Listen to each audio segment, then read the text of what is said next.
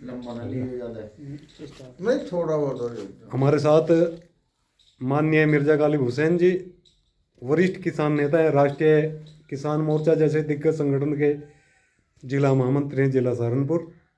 ये उनके आवास का कार्यालय एवं बैठक आप देख रहे हैं। ये ओरिजिनल छत लगी हुई है सैकड़ों साल से। और आइए पूछते हैं दो चीज़। तो मिर्जा गालिब हुसैन जी, आप लंबे समय से सामाजिक कार्य में हैं, सामाजिक फील्ड में हैं जी। तो राष्ट्रीय किसान मोर्चा में जब से आप आए हैं, जो वामसेप का ऑपोजिट विंग है, उसमें आप क्या परिवर्तन देख रहे हैं समाज में जब से आप? समाज के अंदर इस वक्त जागृति आनी शुरू हुई है। अभी तक क्योंकि गांव देहात में इतने जागरूक नहीं हैं लोग। दूसरी ये है कि मीडिया के माध्यम से ही ये जागृति आया करती है, लेकिन मीडिया हमारी खबर कोई नहीं दिखाती है। हम चाहे कुछ भी करें, उसके माध्यम से जो मीडिया के हमें खबर मिलनी चाहिए वो वामन मेश्राम जी की कोई खबर हमें नहीं मिलती है।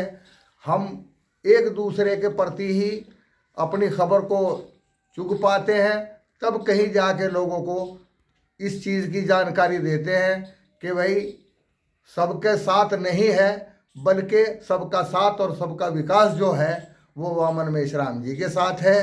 क्योंकि बहुजन का ही ये देश है और बहुजन ही इसके कार्यकर्ता धरता रहे हैं।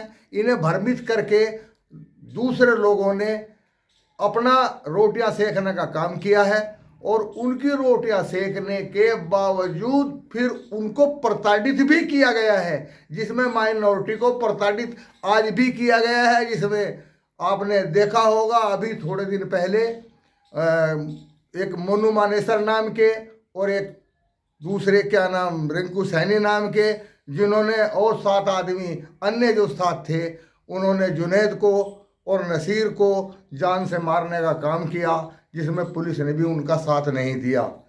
तो ऐसी मानसिकता से ये सरकार चला रहे हैं। ऐसी मानसिकता अच्छी नहीं है। अब ये भारत को तोड़ने वाली बात है। भारत, हमारा काम है भारत को जोड़ना, भारत को एक रखना, भारत को अखंड रखना, और भारत ही हमारी जन्मभूमि है और यही हम पैदा हुए हैं। बिल्कुल बिल्कुल, ये आपकी जन्मभूमि कर्मभूमि सब मानते हैं, लेकिन आपने कई सारे संगठनों में काम किया। जहाँ तक मेरा अनुभव, मैंने आरएसएस में उस 1992 से काम करना शुरू किया था, लेकिन मैं बहुत अच्छा समझता था कि ये देश के प्रति बहुत वफादार हैं। लेकिन ये देश के प्रति वफादार नहीं, सिर्फ अपने प्रति वफादार हैं। देश में तो एक बहाना है इनका कि हम देश के प्रति वफादार हैं, देश की जनता के प्रति वफादार हैं। नहीं, ये देश के प्रति वफादार नहीं। आपने इससे अलग भी कई संगठनों में काम किया। तो जैसे राष्ट्रीय किसान मोर्चा वामसेप वामन मेश्राम की नीतियों को दूसरे संगठनों की अपेक्षा कैसा आप मानते हैं? जैसे कि पहले मान्यवर काशीराम जी की एक नीति थी, उस पर वामन मेश्राम जी काम कर रहे हैं, जिसको मायावती जी ने आके उसको भी एक डिवाइडेशन देने का काम किया था, लेकिन वो भी इसमें कामयाब नहीं रही। और कामयाब ना होने की उसकी अपनी एक वजह है, उसकी एक सोच है। वामन मेश्राम साहब का SC ST OBC और माइनॉरिटी जो इस मुल्क के मूल निवासी हैं उन्हें जोड़ करके लेकर के चलने का, इस नारे से आपका क्या संदर्भ है? SC ST OBC माइनॉरिटी इस देश के मूल निवासी, इससे एक संदर्भ है कि पहली चीज तो यह है, जिसकी जितनी संख्या भारी हो उसे उतनी उसकी हिस्सेदारी हो, उसके साथ माइनॉरिटी भी हो। हम ये नहीं चाहते कि कोई यहाँ देश से भागे या चला जाए, ऐसा नहीं है, बल्कि ऐसा है कि हम लोग ये चाहते हैं कि सब आपस में प्रेम भाव से रहें। ना कोई हिंदू हो, ना कोई मुस्लिम हो, ना कोई जातिवाद। तो इसमें OBC के लोगों ने, अगर मैं आपसे बात करूं तो क्या समस्या है? उनका आरक्षण खत्म करा कि भाई आप सिर्फ वोट दे दो, वोट देने में क्या दिक्कत आ रही है? दूसरे आज भी परेशानी यही है कि वो आरक्षण को खत्म करना चाहते हैं, मनुस्मृति थोपना चाहते हैं, संविधान को नए नए ढंग से नए नए कानून पारित करना चाहते हैं। कभी CAA बना देते हैं, कभी कुछ और बना देते हैं, कभी हिंदू मुस्लिम करना शुरू कर देते हैं, कभी दलित और वो करना शुरू कर देते हैं। इन्हें पहले कहा था ना, एक लोकमान्य तिलक नाम का इनका ब्राह्मणों का नेता था, उन्होंने पहले ही कहा था कि तेली तंबोली कुणबट, इस संसद में जाके तेल निकाल लेंगे, हल चलाओगे, तो ऐसा ही अब हो रहा है। ओबीसी का आरक्षण खत्म करे तो उन्हें क्या समस्या हो रही है? आरक्षण खत्म हो जाए कोई दिक्कत नहीं, क्या हो गया?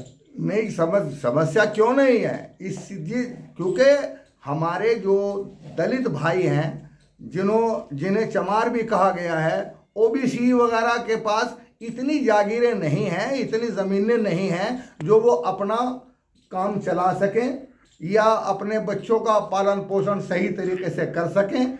उनके पास इतनी जागीरें नहीं तो इनके 90% लोगों के पास 6% जमीन है तो सही, क्या दिक्कत है 6% में समय निकालने में? 6% जमीन से क्या होता है सरकार? नहीं तो 4% पैसा भी तो है इन पे देश का, 90% लोगों पे नहीं, 4% जमीन से क्या बनने वाला है? 4% अगर मेरे पास 2 बीघे जमीन भी है तो 2 बीघे जमीन में मेरे पास क्या पैदावार होगी? ना तो मैं मजदूर ही हूँ, ना मैं नौकर ही हूँ, ना मैं खुद आत्मनिर्भर कैसे बनूं? आत्मनिर्भर बनाने के वास्ते या तो आरक्षण की बहुत आवश्यकता है, इस वक्त भी आवश्यकता है और कल को भी आवश्यकता रहेगी, क्योंकि जितने ये SC ST OBC के लोग हैं ये बहुत गरीब हैं, इनको आवश्यकता है। बहुत सारी बुक्स आपके पास में है, मैं दिखा रहा हूँ आपसे कि मिर्जा गालिब हुसैन जी के पास में ये बहुत सारी बुक्स रखी हुई हैं, उधर भी बहुत सारी बुक्स हैं, तो इधर भी बुक्स हैं। तो आपका ये मतलब क्या, वो इतनी बुक्स रख के क्या लगा हुआ है आपका इन किताबों से?